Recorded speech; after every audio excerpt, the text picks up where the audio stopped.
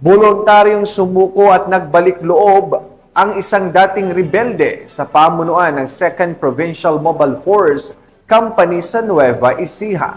Police Corporal Giselle Rivera sa ulat.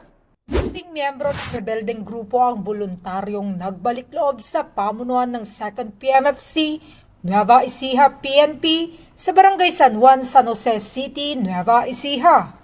Kaugnay ito sa Oplan Balik Loob program ng Provincial Task Force to End Local Communist Armed Conflict.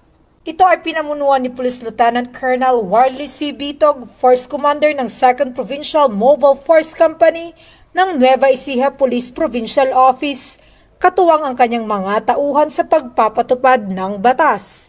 Ayon sa ulat ng 2nd PMFC Nueva Ecija PNP, voluntaryong sumuko si Ka Estong, isang magsasaka residente ng Pantabangan, Nueva Ecija.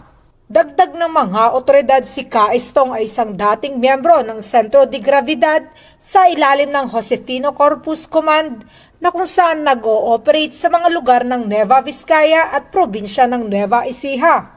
Isinukon nito ang kanyang armas at 2 bala sa ating mga kapulisan bilang patunay sa kanyang pagtalikod sa mga armadong grupo.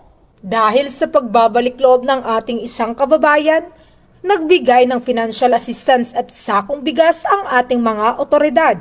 Kaya naman hinihikayat ng Nueva Ecija PNP ang mga natitirang kasapi at suportado ng CPP, NPA, NDF na magbalik loob sa ating pamahalaan at makisa sa iisang layunin na labanan ang insurhensya at terorismo para sa bagong Pilipinas. Mula dito sa City of San Fernando, Pampanga, ang inyong PNN correspondent, Police Corporal Giselle V. Rivera, alagad ng batas, tagataguyod ng Balitang Pulis.